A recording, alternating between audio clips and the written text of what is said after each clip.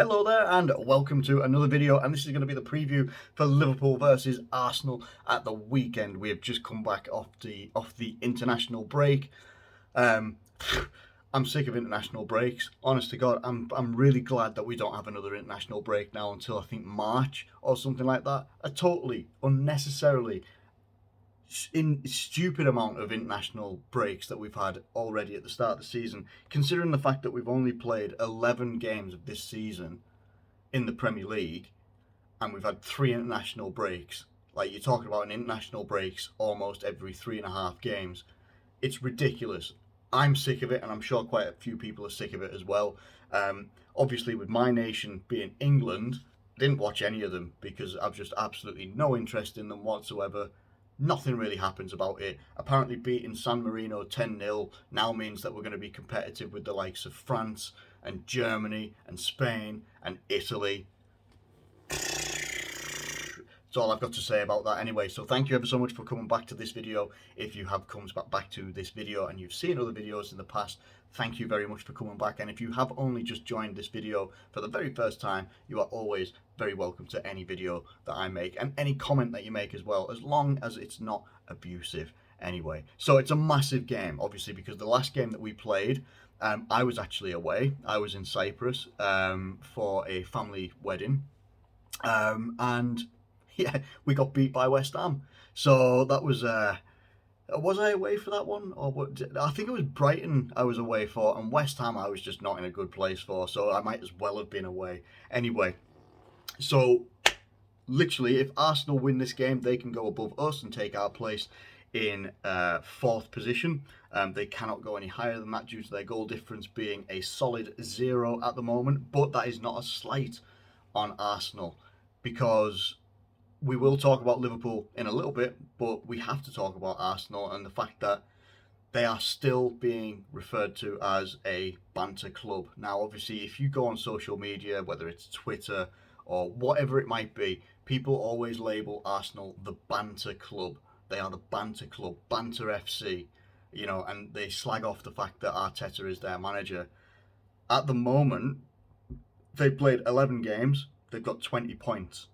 However many wins and draws or whatever they've got doesn't really matter, but they actually seem to be looking a lot more solid, and they actually look like they've got a good style of play as well. Quite difficult to get around and play. So actually, if I'm just having a look here, I think their last 10 games, they are unbeaten in their last 10 games, whether that's all competitions or just Premier League, doesn't matter. They've got 8 wins and 2 draws. That's impressive no matter what way you slice it. Now, the teams that they came up against, some people may argue the teams they came up against weren't necessarily of the best, caliber opposition. They've beaten Leicester, beaten Leeds, beaten Aston Villa, drew with Palace and Brighton. They've beaten Spurs, their rivals, their city rivals, I should say. Burnley, Norwich. No mean feat beating Norwich. It happens to everybody, but it's just, they've done well. And they're building a good, solid foundation, in my opinion, that's going to be quite difficult to overcome. And I say that based on the fact that we are struggling a lot at closing teams out or closing teams down. We're not as good as we used to be in terms of defensively in the midfield. We're getting more goals and stuff, and this has been talked about in the media as well, about we're getting more goals and stuff coming from the midfield area, which is great.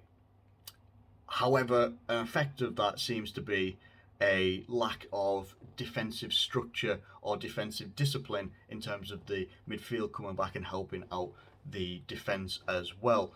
It also has to be said, people will criticise Joel Matip, they'll criticise Konate, they would criticise Joe Gomez when he was playing with us as well, but Virgil van Dijk seems to escape criticism quite a lot. I love all of our players, I genuinely do, I really, really do.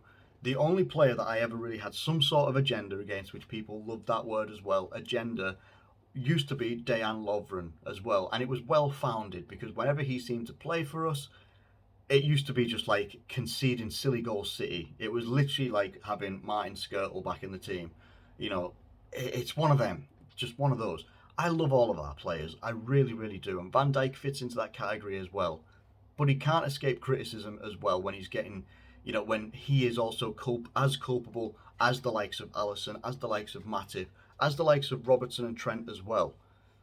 Any of the players on the pitch, defensively, when we've been lax in or lacking in terms of our defensive discipline, that does also fall on the shoulders of Van Dijk, and he needs to take responsibility for that as well. Yes, he is coming back off his long-term serious injury. Is he ever going to be that player that he was? That is always a question that you could ask as well. But that does not mean that I want Virgil van Dijk out of the team. Absolutely not. He's one of my key starting players. He's always what I would call one of the pillars of our team. And I think anybody, if you turn around and say what would you think would be 4 or 5 players that are the pillars of Liverpool's team, you could name them pretty, bang on. Most of them are going to be pretty much the same. Maybe 1 or 2 is maybe a little bit different. Regardless of any of that sort of business, anyway, Liverpool need to be on it from minute 1 in this game to even stand a chance of getting through this game.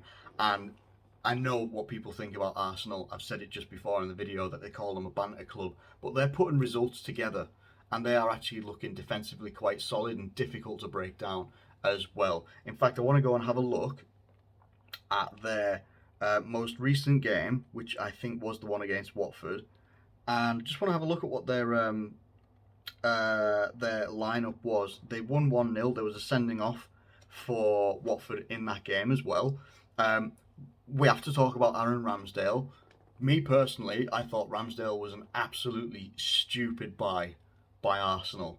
When you see Emiliano Martinez, what he was doing last season at Aston Villa, maybe not necessarily this season, but Aston Villa are a different prospect now, obviously with Stevie G as manager now. We'll see what happens there.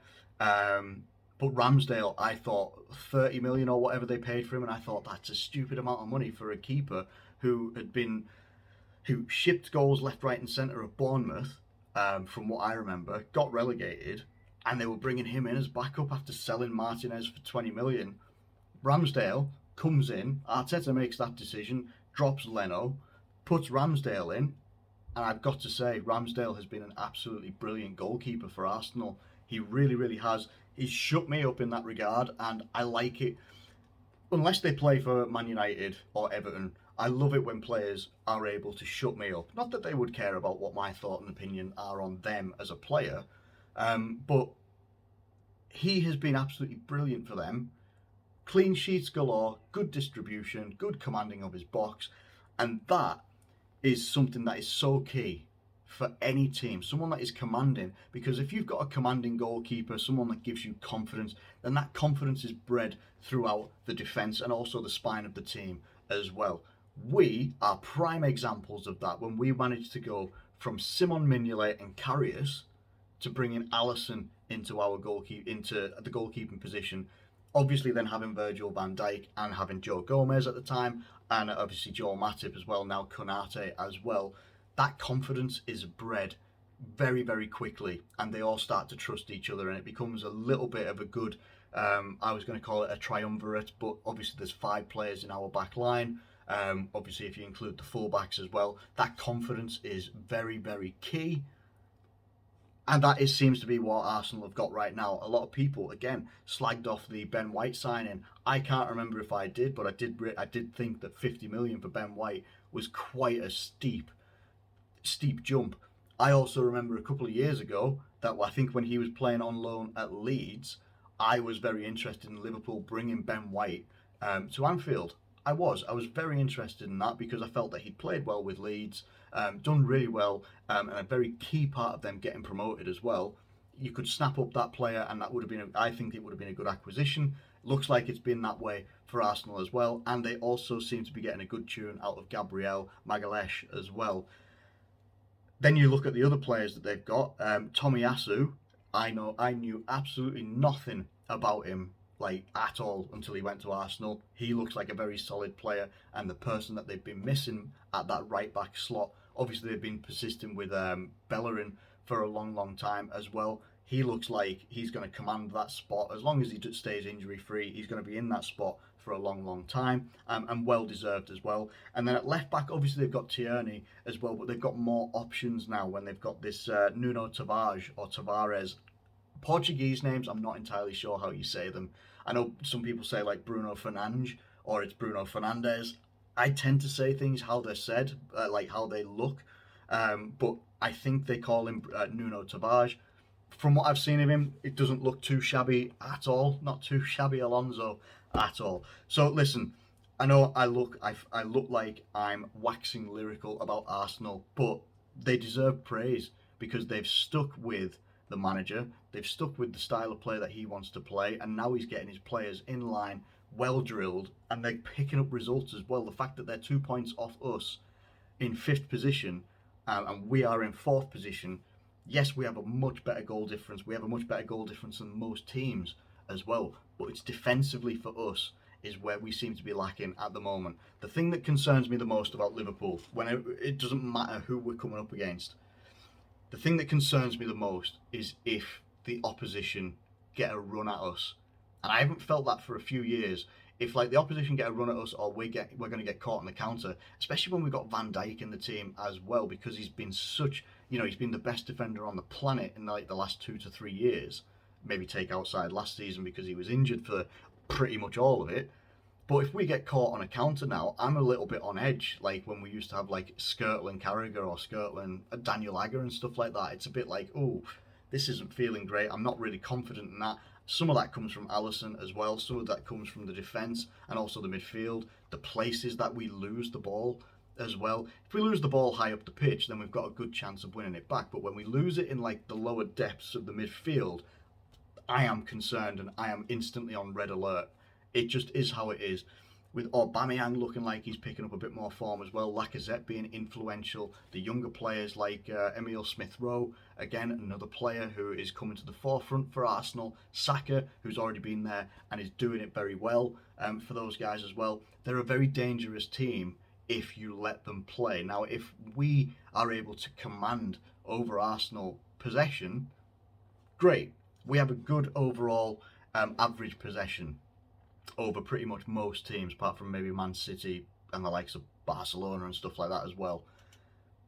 But it does concern me like that Arsenal might sit off us a little bit in the hopes of catching us on the counter, because they've got quick players in Smith-Rowe, Saka, Lacazette to some extent, but not the quickest, but then Aubameyang as well. Not as quick as he was when he was at Dortmund, but still a very dangerous player, and you get him in and around the box, it's dangerous. It really is. So let's also have a look at some of our injury news as well, because it's not great. So by the looks of it, confirmed out of this game, Firmino, Naby Keita, Joe Gomez. I have no idea what's going on with Joe Gomez. Like the fact that he was a key cog in our Champions League run, as well as Joel Matip as well, and also a very key figure in our Premier League title win as well. No idea what's going on with Joe Gomez. Like, is he just going to be perpetually injured again now? I think that there's going to be conversations that need to be had about Joe Gomez at some point, whether he needs to get moved on somewhere else or be a permanent backup, and we go out and maybe get another centre-back as well that'll help supplement Joel Matip and Konate, because I think we've seen Gomez come on as a sub at like right back in one game. I have no idea what's going on with Joe Gomez. I love the guy, but he's not playing. Other one is Curtis Jones with this freak eye injury. Milner and obviously Harvey Elliott. Doubts are Divock Origi, Andy Robertson and Jordan Henderson. Now apparently Henderson and Robertson have a good chance of playing against Arsenal, but in my opinion, if they're not 100% to go, then they shouldn't play, because we have actually got other options in those areas as well. Let's go into what I think will be our starting lineup. Obviously, I think we'll have Alisson, Virgil van Dijk and Joel Matip in defence. I don't know whether there's a lot of talk about Konate. Konate could come into this game. He hasn't really played a lot for us this season, but he could come in. Not entirely sure whether he will or not. Obviously, I would have Trent at right back if he's fit and available. It depends what's going to happen with Nico Williams as well, because Nico Williams has been absolutely banging form and on fire for Wales in the international break as well. So is he eventually going to be deserving of some sort of spot? I think Klopp has also said he doesn't necessarily see Nico Williams' future at right back. Whether it could be further up the pitch or not, I'm not sure, but that could be quite an interesting development for him. And at right back, I would start Tsimikas, because Robertson is the machine man. He's just the perpetual machine. He's always there. He's always going. But if he's not 100%, again, same like I said with Henderson, get Tsimikas in there. He's done absolutely nothing wrong when he's played for us. When he took the place of Andy Robertson at the start of the season as well, he played very, very well. I think he got a good couple of assists as well. Get him in there, get him playing games, because otherwise he could end up being another frustrated figure that turns around and says, you know what, I'm out. I need to go and play regular football somewhere else. Into the midfield, I hope to God we've got Fabinho to play. I really do. I always say it, Fabinho is such a key element of our midfield because we don't have anybody else like him. We just don't. We don't have anyone else like him in our midfield. We've got other players that are similar, like obviously you could compare like Henderson and James Milner, similar players in their leadership qualities as well. The likes of Thiago and Naby Keita, not saying that they're the same player, but you know, similar in sort of styles. But Fabinho, we don't have anybody like him. We don't have anyone with that physical presence, the defensive capabilities that he has as well. I want to see Fabinho, if Thiago is ready to go, let's get Thiago in there and help us dictate the tempo of the game as well, and also dictate how the game is played. And then alongside them, that's the key question, because if Henderson's available and he's fit and ready, then yeah, let's get Henderson in there, no problem. But then if he's not available, who do we have to choose from? Because with the likes of Milner being out, maybe Henderson being out as well, Naby Keita being out, it really sort of boils down to one player, which will be Alex Oxlade-Chamberlain. Sometimes Oxlade-Chamberlain is the classic. I think he's always been like this when he was at Arsenal and also when he's been at Liverpool. He blows hot and he blows cold. It just happens. Sometimes it happens in the same game. Like he'll start a game really, really well, or he'll start a game really, really poorly, and he'll improve, or he'll drop off. There's no real in-between, and this is hopefully something that gets addressed in the future, whether it's January, which I don't think it will be, or whether it'll be the summer. I'm not sure. I actually think that midfield position that Alex Oxlade-Chamberlain could take up was actually going to be, for this season, maybe going forward, would have been the position for Harvey Elliott. Obviously, he's got that long-term injury that he's working his way back from. I think it'll be Fabinho, Thiago and Oxlade-Chamberlain in the midfield as well, barring some sort of miracle where, I don't know, Henderson's 100% fit or whatever. And then the front line chooses itself because of the players that are also out. So you're looking at Jota up front, Mane on the left-hand side and Salah up on the right-hand side as well. Salah's obviously not been, you know, he's had an incredible couple of, you know, since the start of the season, had maybe a quiet-ish couple of games. Not too quiet though, where it's a concern, but he has been our outstanding attacking player as well. Jota, in my opinion, hasn't really hit the heights just as of yet, like he did last season when he came in and he basically was blasting balls in left, right and centre. And Mane is being quite consistent, you know, but we need everybody, all cylinders firing, all cylinders greased, oiled up and ready to go.